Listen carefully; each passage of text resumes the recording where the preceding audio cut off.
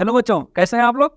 ठीक है, चलिए वंस अगेन वेलकम टू अनस्क्वारीफाई। I am Satya Kumar, your science educator. तो टुडे हमारे पास जो टॉपिक है वो एक पिछली वीडियो से रिलेवेंट टॉपिक है।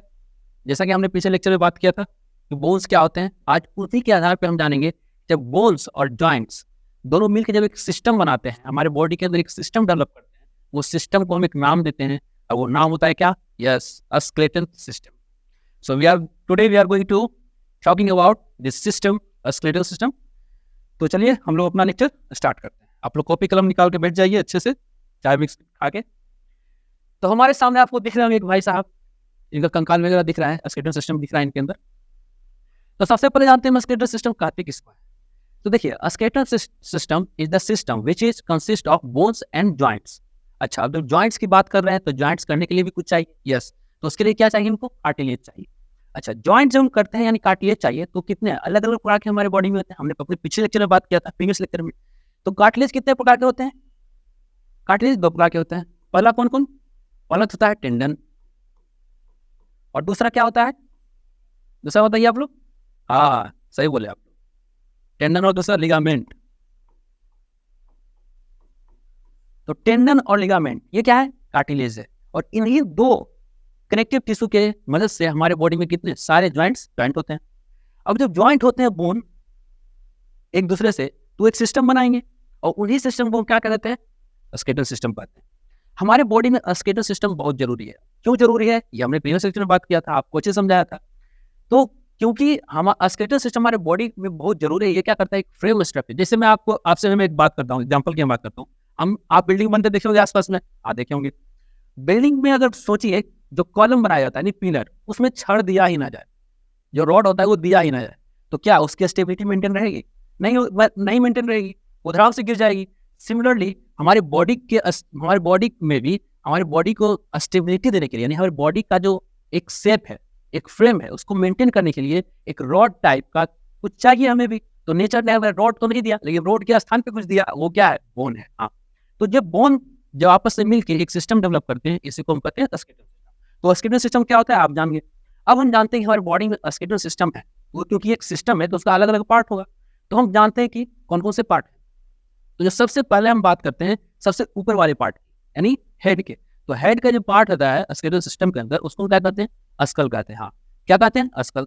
उसके बाद आता है नीचे यानी हमारा कंधा, तो क्या कहते हैं इसको कहते हैं शोल्डर बोन। सिमिलरली उसके नीचे आता है कॉलर बोन, और कॉलर बोन के नीचे आता है ब्रेस्ट बोन, और फिर उसके ब्रेस्ट बोन जो होते हैं, हालांकि ब्रेस्ट बोन आता है किसके अंदर? Chest bone. चेस्ट बोन के अंदर हम आगे पढ़ेंगे कि 3 बोन आते हैं।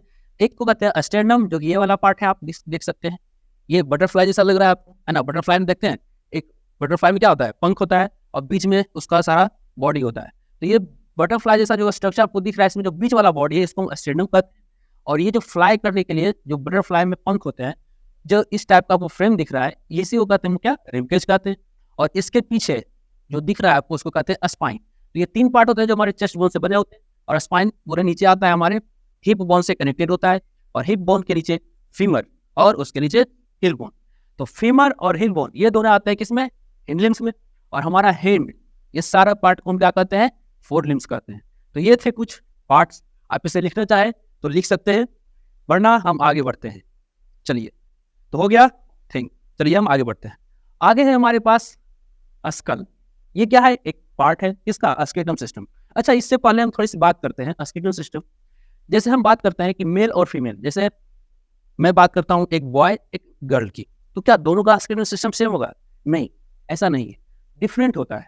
जैसे अगर मैं बॉय की बात करूं तो क्या होता है? हमारा जो फोर लिम्स होता है यानी हैंड, वो क्या होता है? थोड़ा मोटा होता है, हमारे बोन मोटे होते हैं और थोड़े लंबे होते हैं। बट एज हम इन केस ऑफ गर्ल्स की बात करें तो क्या होता है? पतले होते हैं और थोड़ा छोटे होते हैं। सिमिलरली अगर हिप बोन की बात करें, जो मेल का यानी हमारा जो हिप बोन होता है, क्या होता है? थोड़ा सा छोटा होता है साइज में, लेकिन in the case of girls वो क्या होता है? बड़ा होता है। ये हम आगे लेक्चर में और अच्छे से बात करेंगे। ये हमने आपको बस एक फैक्ट के रूप में बताया। और हाँ, दूसरा फैक्ट ये हम आपको बता देते हैं कि ठीक है, हमने जान लिया कि स्केलेटल सिस्टम हमारे बॉडी में होते हैं, लेकिन क्या प्रूफ क्या है? प्रूफ कैसे जानेंगे, है ना? तो ये प्रूफ ये है कि हम स्केलेटल सिस्टम को अपने बॉडी में अक्सर देखते हैं, और देख भी सकते हैं। और उस जब देखेंगे किसके वजह से, तो एक्सरे। अब ये क्या है? तो एक्सरे, आप जब डॉक्टर के पास जाते होंगे तो हमेशा आप देखते होंगे डॉक्टर के हाथ में एक ब्लैक टाइप का इस टाइप का रहता होगा फ्रेम। जब आपका कुछ टूट गया होगा, हड्डी वगैरह अगर कोई गए होंगे आप लोगों में से, तो आपने देखा होगा। अच्छा, इसमें आप देखोगे व्हाइट कलर का बोन टाइप का दिख रहा है, ये ऐसा क्यों पॉसिबल है? ऐसा इसलिए हुआ क्योंकि जब आप देखते होंगे, आप एक्सरे का, जब आप एक्सरे कभी करवाएंगे तो क्या देखते हैं कि सामने एक मशीन होता है, और मशीन के सामने आपको खड़ा कर दिया जाता है, और पीछे क्या होता है, ग्राफिक प्लेट लगा होता है। कौन? जो आपके हाथ में जो प्लास्टिक, जो ब्लैक कलर का सीट आता है ना, वही पीछे लगा हुआ होता है। और जैसे उस मशीन से रे निकलता है तो हमारे बॉडी में क्या होता है कि मांसपेशियां जो है वो उससे क्या पार हो जाता है, बट बोन से पार नहीं हो पाता। तो जो बोन से पार नहीं हो पाता है, तो वहां पे वो रे नहीं पड़ पाते। जब रे वहां पे नहीं पड़ पाते तो वो व्हाइट रह जाता है, और जहां से जब हमारे बॉडी से वो रे गुजर जाते हैं, तो वो जहां जहां पड़ते हैं वो वहां पे ब्लैक कर देते हैं। तो दैट्स वाई एक्सरे जो हमारा क्या ब्लैक एंड व्हाइट में एक फिगर आता है स्केलेटल सिस्टम का। ये मेडिकल में यूज होता है। और एक्सरे का इन्वेंशन किसने किया था? तो विलियम रॉयटगन 1895 में किया था, और हम उस एक्सरे का आज हम अपने डेली लाइफ में मेडिकल के क्षेत्र में यूज करते हैं। अब हम बात करते हैं स्कल। तो देखिए, स्कल क्योंकि हमारे बॉडी का मेन पार्ट है। मैं ऐसा क्यों कर रहा हूं? क्योंकि जरा सोचिए, अगर ब्रेन को प्रोटेक्शन नहीं मिले तो क्या हम जी पाएंगे? अगर मैं बात करूं, अगर हैंड ना भी रहे तो इंसान जीत जाता है, लेकिन सोचिए ब्रेन ही ना रहे, ब्रेन ही अगर किसी वजह से डिस्ट्रॉय हो जाए, ब्रेन को कुछ प्रॉब्लम हो जाए, तो क्या जीना पॉसिबल है? नहीं। तो ब्रेन को जो प्रोटेक्शन देता है वो कौन होता है? स्कल होता है। तो स्कल का क्या फंक्शन है? ब्रेन को प्रोटेक्शन देना। अच्छा, अब स्कल में बहुत सारे अलग अलग बोन्स होते हैं। स्कल में आपको जान के हैरानी होगी कि टोटल कितने 22 बोन्स क्या होते हैं। आप यहाँ पे फिक्स्ड बोन की बात कर रहा हूँ, मैं बात कर रहा हूँ स्कल के दो मेन पार्ट होते हैं। पहला होता है द अपर पार्ट, जिसको हम क्या कहते हैं, क्रेनियम कहते हैं, और दूसरा होता है फेशियल बोन्स, जो हमारे फेस को डिजाइन देने में जो हेल्प करता है। तो हमारा फेस को कौन डिजाइन देने में, फेस को शेप देने में कौन मदद कर रहा है? ये फोरहेड कर रहा है। फोरहेड के नीचे नोज का जो हमारा पार्ट है वो कर रहा है, उसके नीचे ये सारा पार्ट। अच्छा, नोज और टीथ, इसके बीच में जो आपको बोन दिख रहे हैं, ये क्या होते हैं? अपर जो होते हैं। इसी को हम कहते हैं क्या? अपर मिडविल। मिडविल क्या होता है? जो को हम कहते हैं मिडविल। तो मिडविल अपर यानी अपर मिडविल, लोअर यानी लोअर मिडविल। तो क्योंकि अपर जो है वो कैरिनियम के साथ में क्या है, जॉइंट है, और यहाँ कैरिनियम के अलावे भी कितने हैं, 22 बोन्स। कितने? 22 बोन्स फिक्स्ड होते हैं, जॉइंट। यानी ये जॉइंट तो होते हैं लेकिन मूव नहीं करते हैं। हमने प्रीवियस लेक्चर में बात की है, अगर नहीं समझ में आ रहा है तो आप पहले प्रीवियस लेक्चर को देख के आइए। तो ये 22 बोन्स आपस में जुड़े होते हैं। अच्छा, तो अपर जॉ क्योंकि ये मूव नहीं करता है, जैसे आप मूव करके देखिए, हो रहा है मूव। जैसे हम बात करते हैं नॉर्मली, जब आप किसी और से टॉक करते हैं तो क्या होता है कि नीचे का जो लोअर मिडविल है ये मूव करता है, अपर तो नहीं करता। अगर हम कुछ खाते भी हैं तो हम चबाते हैं, तो जरा सोचिए, प्रयास कीजिए, आप अगर बोल भी रहे हैं हमसे, अगर मैं आपको पढ़ा रहा हूँ, आप बोलिए, तो बोलते समय आपको क्या महसूस हो रहा है? नीचे वाला मिडविल मूव कर रहा है क्या? अपर वाला मिडविल कर रहा है? नहीं कर रहा है, वो करेगा भी नहीं। क्यों? क्योंकि ये फिक्स ज्वाइंट है। किससे? हमारे स्कल के अपर पार्ट से। बट जब लोअर जो होता है वो ज्वाइंट तो है बट फिक्स नहीं है, वो क्या है, मूवेबल है। और यही कारण है कि हम बोल पाते हैं और कुछ खा पाते हैं, बहुत सारी जो लोग एक्टिविटीज हम अपने माउथ से करते हैं। तो ये था स्कल का पार्ट। तो आप इसे लिखना चाहे तो लिख लीजिए, अपना कॉपी कलम निकाल लीजिए, वरना हम आगे बढ़े।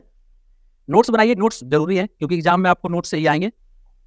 यहाँ पे समझना तो खैर जरूरी है, लेकिन समझने के साथ साथ नोट्स बनाने भी क्या है, जरूरी है। अब हमारे पास है क्या, अगला पार्ट, बैकबोन, यानी हमारे पीछे का बोन।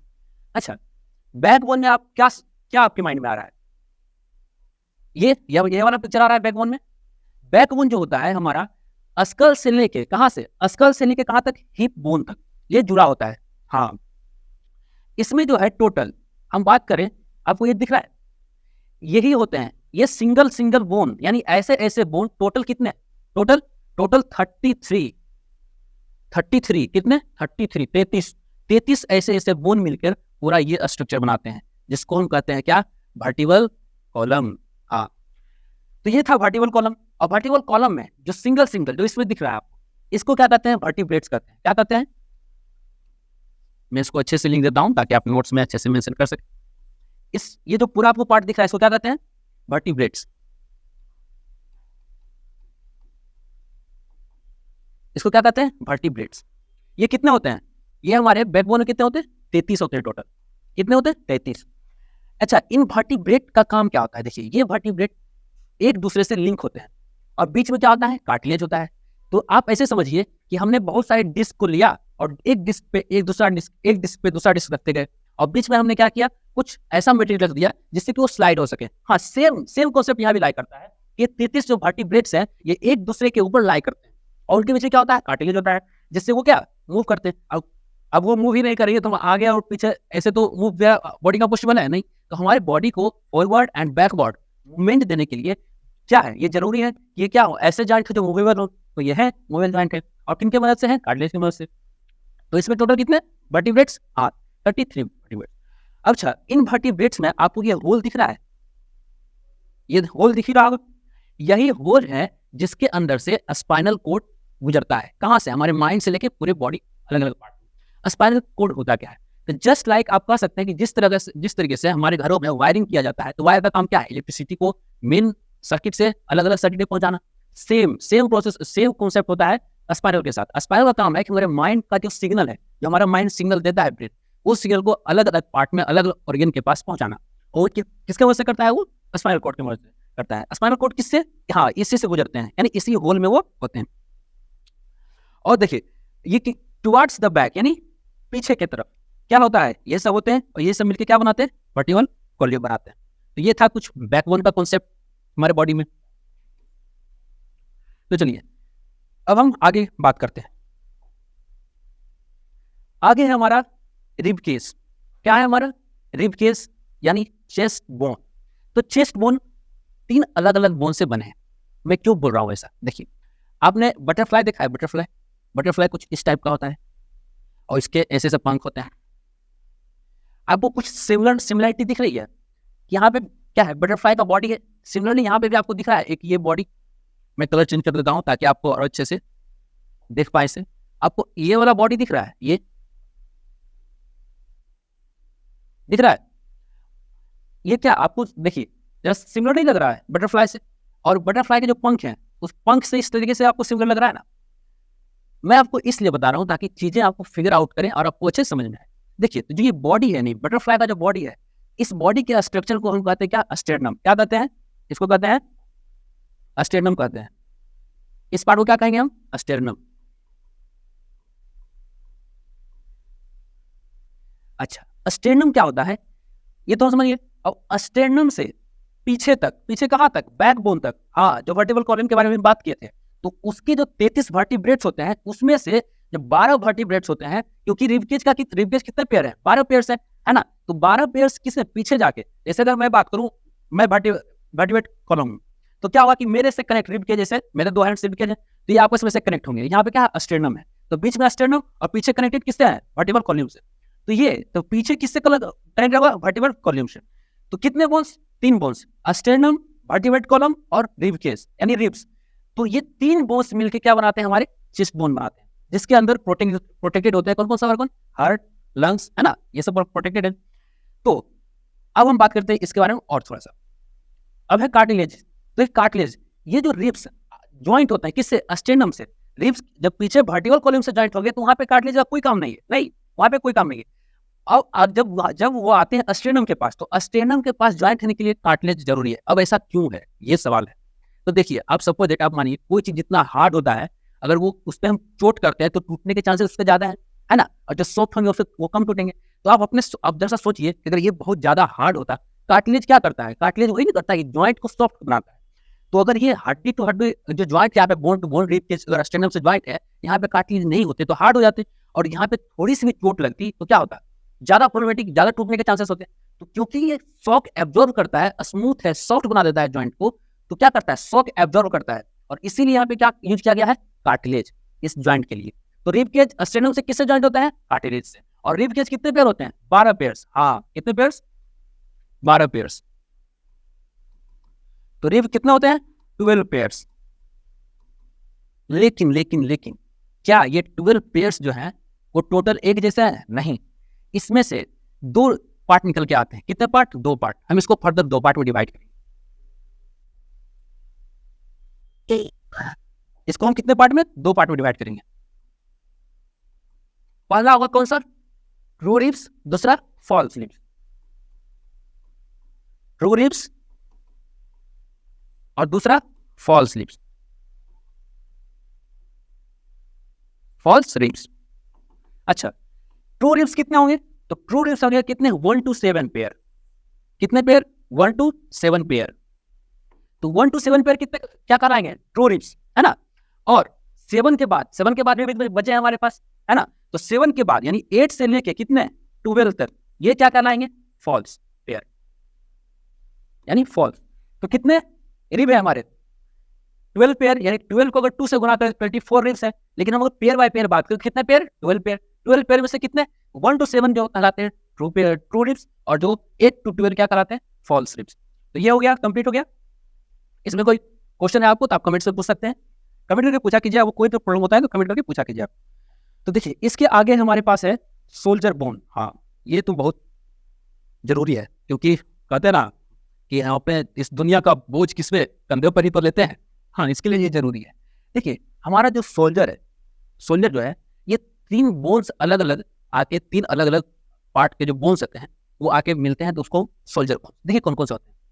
आपको पहला तो दिख रहा होगा ये 4 लिम्स वाला, 4 लिम्स वाला यानी क्या, पूरे हैंड का जो, यानी ये पे ये वाला बोन्स, इसको हम आगे पढ़ेंगे, जिसको हम 4 लिम्स में कहते हैं क्या, आर्म्स, आर्म्स बोन्स।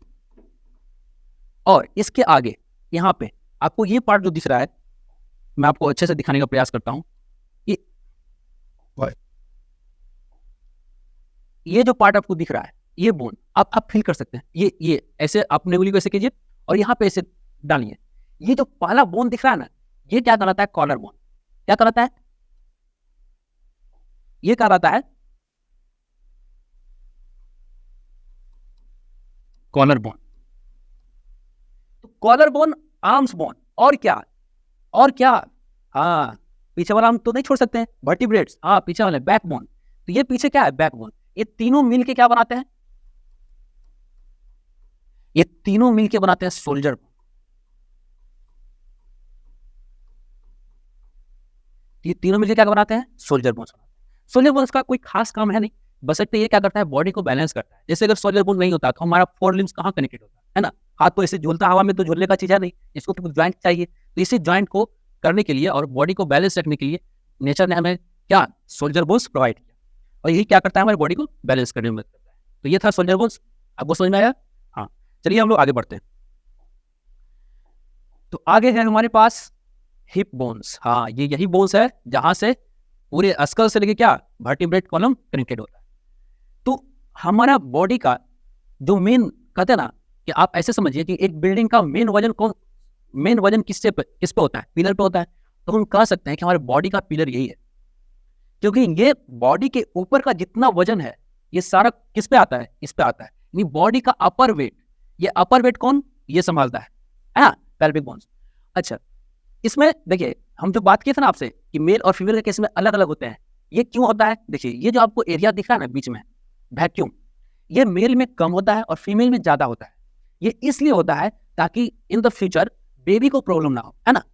तो अब इसमें देखिए, अब इसमें ये जो पार्ट आपको दिख रहा है पीछे वाला, इसमें 3 पार्ट हैं, मैं आपको दिखाने का प्रयास करता हूं अच्छे से। आप यहाँ पे देख सकते हो कि इसमें 3 पार्ट है। एक पार्ट ये आपको दिख रहा होगा, है ना, थोड़ा गौर फरमाइएगा यहाँ पे, अच्छे से ध्यान से देखिए, ये जरूरी है। तो ये क्या आपको 3 पार्ट दिख रहे हैं, 2 पार्ट ये है और एक पार्ट आपको ये बीच में दिख रहा होगा कनेक्टेड। मैं थोड़ा कलर चेंज कर देता हूं ताकि आपको और अच्छे से, हाँ ये दिख रहा है। तो ये वाला जो पार्ट है और ये पार्ट किसका है, ये वर्टिब्रल कॉलम का पार्ट है। और ये जो पार्ट है इसी को कहते हैं क्या, पेल्विक बोन्स कहते हैं। क्या कहते हैं, इसको क्या कहेंगे हम, पेल्विक बोन्स। और ये जो पार्ट है ये वाला, ये क्या है, वर्टिब्रल कॉलम का पार्ट है, सबसे नीचे वाला पार्ट। तो इसको कहते हैं टेल बोन। क्या कहते हैं, टेल बोन।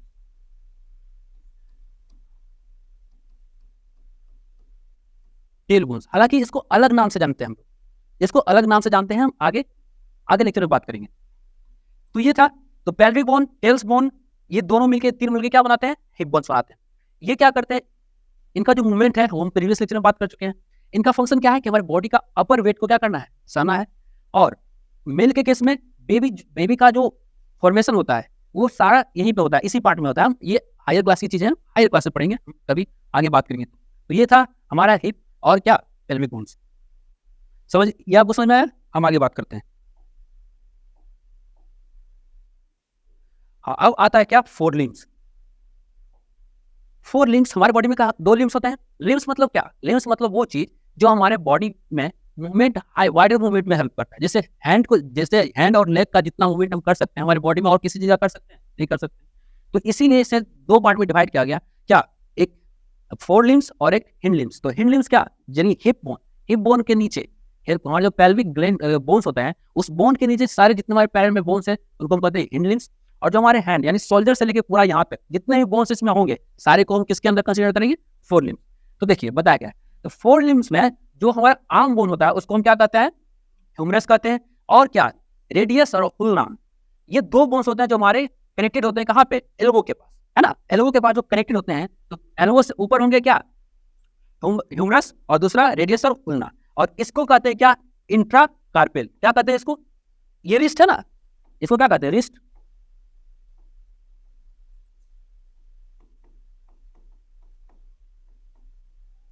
रिस्ट कहते हैं। अच्छा, रिस्ट में जो ये वाला पार्ट है, छोटे छोटे जो बोन्स आपको दिख रहे हैं, इसको क्या कहते हैं? इंट्रा, इसको कहते हैं क्या?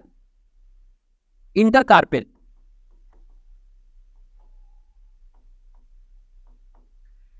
तो ये था कुछ स्ट्रक्चर। अब यहाँ पे से जो बोन्स कनेक्टेड है ये हम आगे बात करेंगे, जब बात करेंगे कि मूवमेंट कैसे होता है हमारे बॉडी में, हमारे जो बोन्स की जो मूवमेंट कैसा होता है, जब उस पर बात करेंगे इसके बारे में अच्छे से पढ़ेंगे। तो कुछ ये था। सिमिलरली आप इसे यहाँ पे देख सकते हैं कि ये क्या है? ह्यूमरस है, और ये रेडियस, और ये उल्ना, और ये हमारे क्या है? इंटरकार्पेल। तो ये था हमारे आर्म्स एंड हैंड बोन्स के कुछ स्ट्रक्चर्स। अच्छा, इसके फंक्शन के बारे में बात करें तो हमारी डेली लाइफ में जितनी भी एक्टिविटीज होती हैं, अगर मैं 100% एक्टिविटी की बात करूं तो एवं 40% एक्टिविटीज कंडक्ट इसी के द्वारा होता है, 4 लिम्स के द्वारा, है ना। आप कुछ भी काम करते हैं, जैसे अगर मैं लिख रहा हूं तो वो 4 लिम्स के द्वारा ही पॉसिबल है। तो this type of activities which is considered by this part of our body. तो ये था क्या? Arms and hands bone. अब आगे बात करते हैं इसके बारे में। अब जो आगे का है वो है क्या? हिंड लिम्स, यानी हिप के नीचे का बोन। तो हिप के नीचे का बोन में सबसे मजबूत, हमारी बॉडी में सबसे मजबूत बोन आते हैं, वो क्या होते हैं? फीमर। और इसी के अंदर बोन मेरो क्या होता है? डेवलप होते हैं। हाँ, बोन मेरो क्या होता है? ये बात, बोन मेरो क्या होता है? तो देखिए बोन मेरो क्या होता है, बोन के अंदर जो रेड ब्लड सेल, जैसे रेड ब्लड सेल क्या है? हमारे ब्लड, जब हमारा ब्लड जब बाहर आता है हमारे कई पार्ट से, तो क्या रेड होता है? रेड क्यों होता है? क्योंकि उसमें रेड ब्लड सेल पाए जाते हैं, यानी जो सेल पाए जाते हैं वो रेड कलर के होते हैं। तो वो जो रेड कलर के होते हैं, उन रेड ब्लड सेल का फॉर्मेशन तो कहीं होता होगा किसी बॉडी पार्ट में, तो वो और कहीं नहीं होता है, बोन के अंदर होता है, यानी बोन मैरो में। तो बोन के अंदर क्या पाया जाता है? बोन मैरो, और उसमें क्या फॉर्मेशन होता है? ये एक फैक्ट की बात है, हमने आपको बता दिया। अच्छा, तो ये क्या है? फीमर है, जो हमारा क्या है? हिप से कनेक्टेड होगा, कमर से। अच्छा, हिप इससे कमर कनेक्टेड कौन है? फीमर। फीमर के नीचे हम बात करते हैं, यहाँ पे क्या होता है? पटेला होता है। पटेला मतलब, पटेला एक बोन का नाम है। जैसे आप अपने ठेहुने को, नी को टच कीजिए, देखिए वहाँ पे एक कटोरी जैसा इस टाइप से थोड़ा सा बोन महसूस होगा जो स्लाइड करता हुआ, है ना। उसमें बहुत लिटिल मूवमेंट होता है, वो कार्टिलेज से ज्वाइंट होते हैं। तो यहाँ पे कौन से एक बोन पाए जाएंगे? पटेला पाए जाएंगे, पटेला बोन्स। और पटेला के नीचे 2 बोन्स होते हैं हमारे लेग में, एक को कहते हैं टिबिया, दूसरे को क्या कहते हैं? फैबुला। फैबुला के नीचे हमारे एंकल के पास जो ज्वाइंट होते हैं वो अलग अलग 3 बोन्स होते हैं। कौन कौन से हम बात कर लेते हैं। जो एल्बो है, यानी सॉरी एंकल जो है, तो एंकल के ऊपर तो हमने टिबिया और फैबुला के बारे में बात कर ली, लेकिन उसके नीचे, इसके नीचे जितने भी बोन्स आते हैं हम इनको कंसीडर करते हैं क्या? इंट्राटार्जल। क्या? एक बार बोलिए साथ में, इंट्राटार्जल। हाँ, इंट्राटार्जल।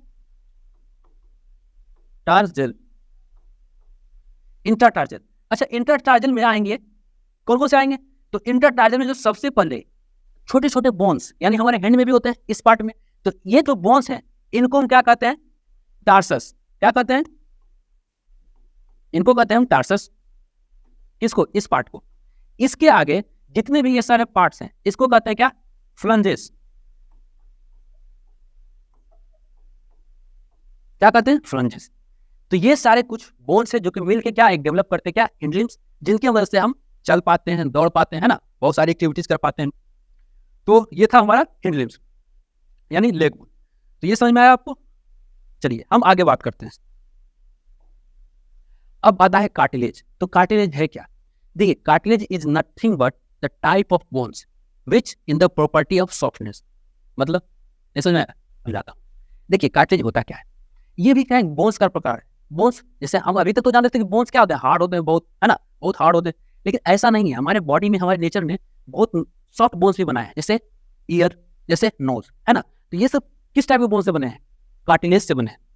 कार्टिलेज देखिए ईयर में जो होता है, ये आप जिस तरीके से ये देख रहे हैं ईयर का जो डायग्राम यहाँ पे दिया गया है, तो देखिए यहाँ पे अलग अलग कार्टिलेज कहाँ से कहाँ तक ये टोटल, यानी हमारा ईयर कान का पूरा हिस्सा किससे डेवलप हुआ है, कार्टिलेज बोन से। तो कार्टिलेज बोन्स होता क्या है सबसे पहले देख लेते हैं।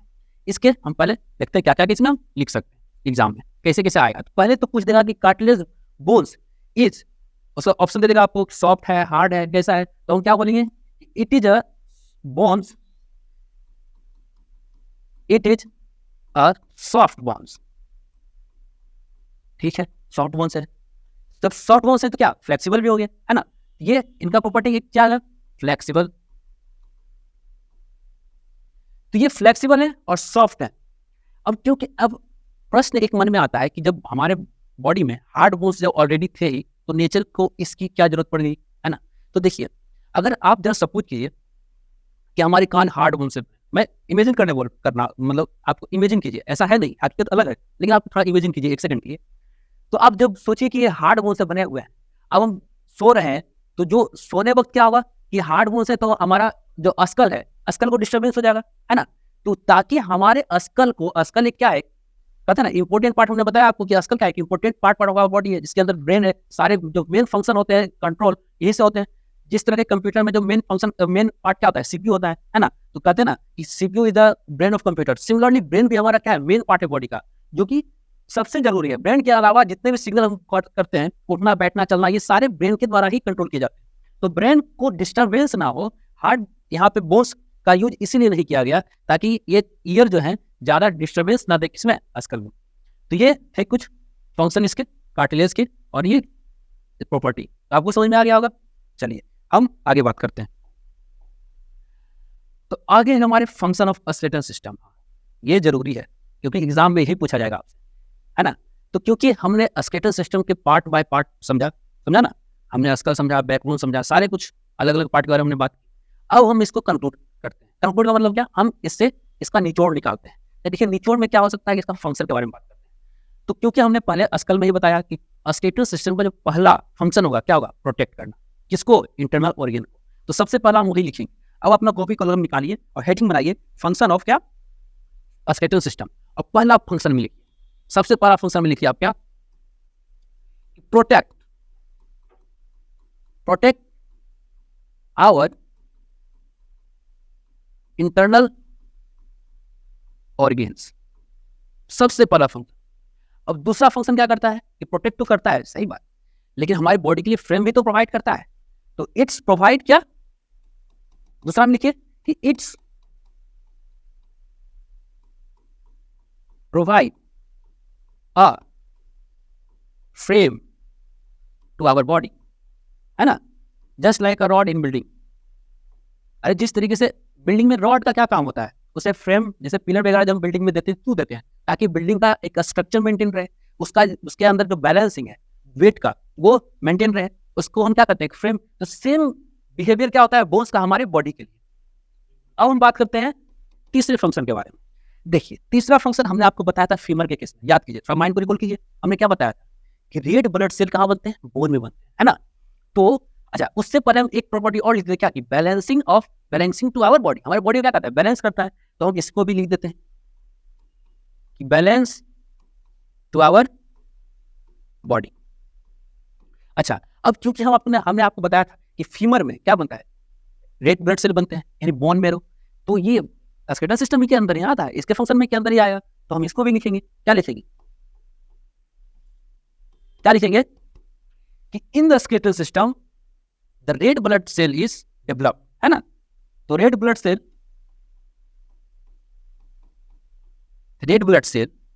कहाँ डेवलप होता है, बोन के अंदर। बोन के अंदर किस में, बोन मैरो में। तो red blood cell is develop inside the bone, inside the bone. और इसको हम यहां से आप बाइंड अप कर लीजिए ताकि आप वो बोन में याद रहे कि बोन के अंदर किस में, तो आप लिख लीजिए बोन मैरो। तो ये थे इसके स्केलेटल सिस्टम के कुछ फंक्शन जो कि जिन्हें हमने वाइंड अप कर दिया। तो आप इसे लिख लीजिए, ये बहुत बेहद जरूरी एग्जाम के पॉइंट ऑफ व्यू से। तो लिख लिया आपने। चलिए आते हैं मेन पॉइंट, हमने बोन पढ़ा, हमने जॉइंट पढ़ा, जॉइंट और बोन को मिलाया तो एक स्केलेटल सिस्टम भी हमने पढ़ लिया।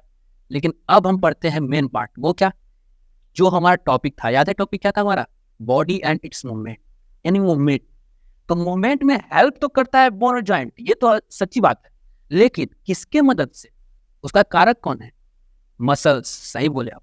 देखिए, आपने कभी आसपास में ट्रैक्टर देखा होगा, ट्रैक्टर में जो अनलोडिंग होते हुए देखा है आपने, कुछ भी ईटा गिट्टी, तो आप देखते होंगे ट्रैक्टर के नीचे से, ये जो ट्रैक्टर का फ्रेम है, यहाँ से कुछ आपको सिलेंडर टाइप का दिखता होगा, यहाँ पे ये डल्ला, यानी जिसपे कंक्रीट या ईटा वगैरह लगा हुआ है। तो इसके अंदर क्या होता है, प्रेशर जनरेट किया जाता है ना, जिसके कारण क्या होता है कि इस कंटेनर में जो भी मटेरियल है वो नीचे आता है। सेम प्रोसेस होता है कहाँ पे, हमारे मसल्स।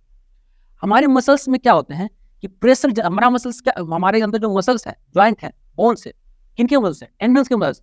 ये जो मसल्स आपको दिख रहे हैं, ये जो ज्वाइंट है यहाँ पे, किनके मदद से है, टेंडन के मदद से। तो ये क्या करते हैं कि जैसे ही ब्रेन, हमारा ब्रेन सिग्नल देता है, जैसे अब मैं लिखने वाला हूँ, हमारा ब्रेन सिग्नल दिया होगा किसको है, हैंड को, कि भाई तुम लिखना स्टार्ट करो।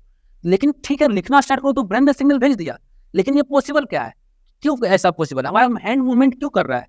ये ऐसा इसलिए पॉसिबल है क्योंकि जब मसल्स, यानी यहाँ पे मसल्स का क्या होता है कि कॉन्ट्रैक्शन होता है और फिर वो उसका उनका रिलैक्सेशन होता है। मतलब क्या, कि पहले वो फैल जाएंगे, फिर वो जैसे थे वैसे हो जाएंगे, सेम। अच्छा, अब जरा सा अपना हेड ऐसे कीजिए। अब अपना हैंड ऐसे करते हैं तो आपको क्या महसूस होता है, ये वाला पार्ट क्या हो गया है, कॉन्ट्रैक्ट हो गया है, यानी फूल गया है। तो ये जो फूला है, इसी के कारण से क्या, हमारा हैंड जो इस पोजीशन में था वो इस पोजीशन से चेंज होकर इस पोजीशन में आ गया। तो जो अपर में आप देख रहे हैं, जो अपर में महसूस कर रहे हैं, उसको कहते हैं बाइसेप्स। और जो नीचे ही मसल्स होता है, तो नीचे जो मसल्स होते हैं, इनको कहते हैं क्या, ट्राइसेप्स।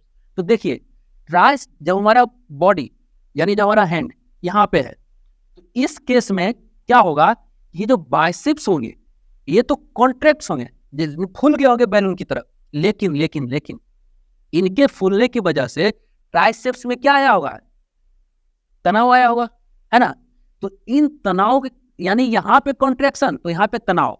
अब जैसे ही माइंड कहेगा नहीं हाथ सीधा करो, जैसे ही हाथ सीधा होगा तो क्या होगा कि बाइसेप्स तो कॉन्ट्रैक्ट जो किया है, कॉन्ट्रैक्ट वो तो रिलैक्स हो जाएगा, है ना। तो जैसे ही ये रिलैक्स होगा, तो ये ऐसा नहीं है कि फिर से कोई इसको एक्स्ट्रा फोर्स लगा रहे एक अपने पोजीशन में आने के लिए, नहीं।